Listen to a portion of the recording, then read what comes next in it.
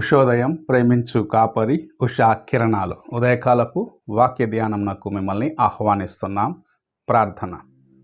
మమ్మల్ని మిక్కిలిగా ప్రేమిస్తున్న పరలోకపు తండ్రి, ఈ ఉదయకాల సమయానికై వందనములు చెల్లించుకుంటున్నాం. మమ్మల్ని ప్రేమించి మరి ఒక దినం అనుగ్రహించిన నీ కృపకు వందనాలు చెల్లించుకుంటూ, ఈ ఉదయకాలమున కార్యక్రమం వీక్షిస్తున్న ప్రతి ఒక్కరితో మాట్లాడము. నీ వాక్యము చేత మమ్మల్ని బలపరచుము. ఈ దినమెల్లా నీ వాక్యము చేత మమ్మల్ని నడిపించమని యేసు పరిశుద్ధ నామమున అడిగి వేడుకుంటున్నాను పరమ తండ్రి, ఆమెన్.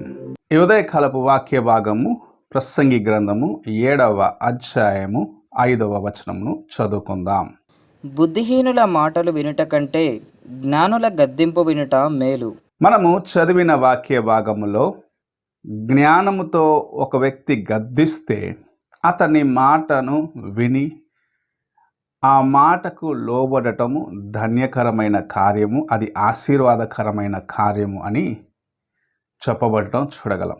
అదే సమయంలో బుద్ధిహీనుతో పాటు కలిసి ఆనందించడం, అనగా అతని యొక్క పాట వినటం, అతని యొక్క ఆ సంతోషంలో పాల్గొనటం అనేది మనకు చేసుకుంటున్న పెద్ద నష్టమని గ్రహించుకోవాల్సిన వారిగా ఉన్నాం.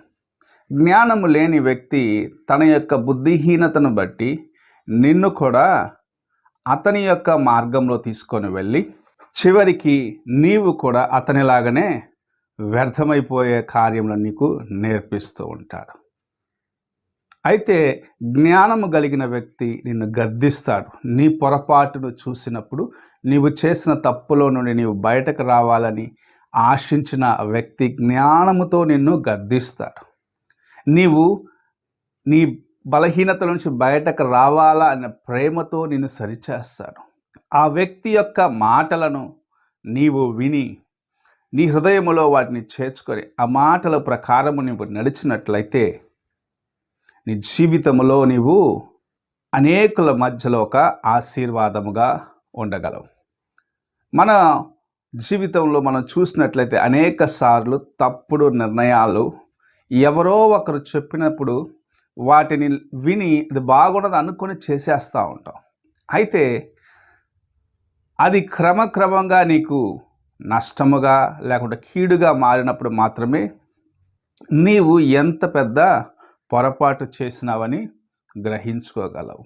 కొన్నిసార్లు కఠినమైన మాటలు చెప్పే వారిని చూసి ఇతడు ఎప్పుడు ఇలాగనే చెప్తూ ఉంటాడు అనుకొని అతని మాట పెడచెవిన పెట్టివేసి నీవు ఏదో ఒక కార్యమును చేయాలని తలంచుకొని నీ ఇష్టం వచ్చినట్లుగా నీకు మంచి చెప్పిన వారి యొక్క మాటలకు లోబడి ముందుకు వెళ్ళిపోతుంటావు. లేకపోతే వారి మాటలు నీవు హృదయంలో తీసుకొని అతని యొక్క మాటలు నీకు ఇంపుగా ఉన్నదాన్ని బట్టి నువ్వు ముందుకు వెళ్ళిపోతుంటావు. తర్వాత చూస్తే నీవు నష్టమును, కష్టమును, వేదనను అనుభవించవలసిన స్థితికి వెళ్ళిపోతుంది. దీనికి కారణము ఏమిటి? నీ బలహీనత, నీ ఓటమికి కారణం ఏమిటంటే జ్ఞానముతో నిన్ను గద్దించినప్పుడు నీవు ఆ మాట పెడచెవిన పెట్టి నీకు ఇంపైన మాటలు అవి ఎవరు చెప్తున్నారు, ఎందుకు చెప్తున్నారు అని గ్రహించుకోకుండా నీవు చేసిన పొరపాటును బట్టి, నీవు చేసిన తప్పైన నిర్ణయాన్ని బట్టి నీకు కావలసిన ఆ ఆశీర్వాదము లేకుంటే నీకు రావాల్సిన మంచి కార్యము జరగకుండా ఆగిపోయేదానికి కారకుడివి అయిపోతున్నావు. అందుకే నీవు ఎవరి మాట వింటున్నావు, ఎవరు నిన్ను నడిపిస్తున్నారని మొదటిగా పరీక్షించుకోవాల్సిన వ్యక్తిగా ఉన్నావు. అతని యొక్క మాటలు ఎలాగున్నాయనేది కాదు, ఆ వ్యక్తి యొక్క హృదయము ఎలాంటిది, ఆ వ్యక్తి ఎలాంటి మార్గములను నడిపించాలనుకుంటున్నాడని మొదటిగా నీవు నడిచి వెళ్ళే మార్గమును పరీక్షించుకోవాలి. నేను నడిపించే వ్యక్తి యొక్క ప్రభావం నీపైన ఎలాగున్నది అని తెలుసుకోవాలి. ఈ ఉదయకాలమున అనేక సార్లు మన నిర్ణయాలను ఎవరో ఒకరు చెప్పి ఆ నిర్ణయం ప్రకారం మనం వెళ్ళి మార్గము తొలగిపోయిన కార్యములు ఉన్నాయేమో అని పరీక్షించుకుందాం. ఇంకనైనాను సరే గద్దింపుకు లోబడేదానికి, నిన్ను బాగు చేయాలనుకున్న వారి యొక్క మాటకు లోబడేదానికి. కఠినముగానే ఉండవచ్చు, కానీ ఆ మాటకు నీవు లోబడ్డట్లయితే నిజముగా దేవుని యొక్క ఆశీర్వాదమును నీవు చూడగలవు. దేవుని యొక్క కృపను నీ జీవితంలో అనుభవించగలవు. ఆయన నిన్ను ఆశీర్వాదముతో నింపాలని ఆశిస్తూ నీతో మాట్లాడుచు ఉన్నాడు. అలాంటి ఒక వ్యక్తిని నీకు సహాయం ఇచ్చినాడని నీవు గ్రహించుకున్నట్లయితే నిజముగా బుద్ధితో నిన్ను గద్దించేవాడిని, నీవు చేసే పొరపాటు ఎత్తి చూపించేవాడిని, ఇది పొరపాటు ఇలా చేయకని నేను గద్దించేవాడిని మాటకు నీవు లోబడ్డట్లయితే నిన్ను ప్రభు అనేక రెట్లు ఆశీర్వదిస్తాడని దేవుని యొక్క వాక్యం సెలవిస్తుంది. బుద్ధిహీనుని మాట విన్నట్లయితే నీవు గుడ్డివాడు త్రోవ చూపించినట్లుగా ఒక దినము గుంతలో పడి నన్ను రక్షించేదానికి ఎవరైనా ఉన్నారా అని అలమటిస్తావు. గుడ్డివాడికి దారి తెలియదు, ఏ మార్గంలో వెళ్ళాలో ఎవరైనా ఒకరు నడిపించాలి. తనకు అలవాటైన కొన్ని మార్గములు ఉంటాయి, కానీ అలవాటు లేని మార్గంలో తీసుకువెళ్తే అతడు నీకు సరిగా దారి చూపించలేడు. అలాగనే నీవు బుద్ధిహీనమైన నిర్ణయం తీసుకొని ఎక్కడికి వెళ్తున్నావో తెలియకుండా చివరికి గోతిలో పడి వేదన చెందుతున్నావేమో అని ఒక్కసారి నీ హృదయాన్ని పరీక్షించుకో. జ్ఞానము నిన్ను నడిపించినప్పుడు జ్ఞానముతో నింపబడిన మాటలు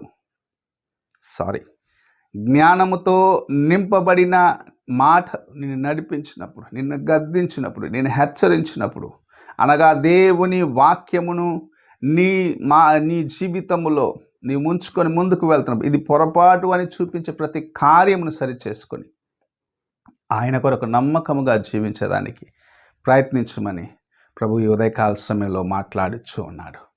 నీవు ఎలాగున్నావు? ఎవరి హెచ్చరికలను తీసుకుంటున్నావు? లేకపోతే ఎవరి యొక్క మాట ప్రకారం నీవు నడుచుకుంటున్నావు? జ్ఞానముతో నిన్ను నడిపించే దేవుని బిడ్డల మాటలు వింటున్నావా? జ్ఞానముతో నిన్ను సరిచేసే దేవుని యొక్క వాక్యమును వింటున్నావా? జ్ఞానము చేత నీ జీవితాన్ని బాగు చేయాలా అనుకున్న దేవుని వాక్యమును, దేవుని సేవకుని యొక్క మాటకు నీవు విలువ ఇస్తున్నావా? లేక లోకస్తుల మాటలు విని బుద్ధిహీనమైన నిర్ణయాలు తీసుకొని చివరికి నేను గోతిలో పడిపోయాను, నాకు సహాయము చేయని స్థితిలో ఉన్నావా? ఒక్కసారి నీవు పరీక్షించుకో. ప్రార్థన చేసుకుందాం. మమ్మల్ని మిక్కిలిగా ప్రేమిస్తున్న పరలోకపు తండ్రి, ఈ ఉదయకాలమున నీవు అనుగ్రహించిన నీ వాక్యమును బట్టి వందనాలు చెల్లించుకుంటూ